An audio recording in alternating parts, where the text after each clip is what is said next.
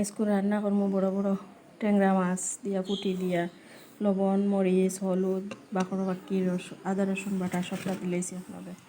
এখানেও মখা মাছের লগে বাকর পুরা একটু লঙ্কা মরিচ দিছি, লবণ হলুদ রসুন পেঁয়াজ বাটা আর কাঁচামরিচ দিয়া এখন তেল দিয়া মাখাই দিম। কারণ সামান্য তেল দিলেছি এখন মাখাই লাইম আর দিয়া।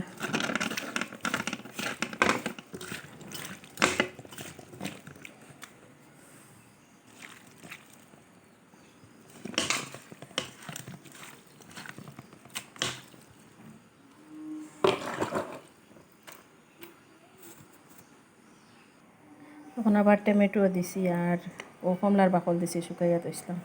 কোনো টমেটো দিছি আর গাছ থেকে বেগুন আনছিলাম 2-3টা আগুন দিছি। তখন সব মাখাইয়া আর পানি দিয়ে নিয়ে বই ও দিলেছি পানি, ওখানে অন্য দিলেছি পানি, এখন নিয়ে চুলাত বই।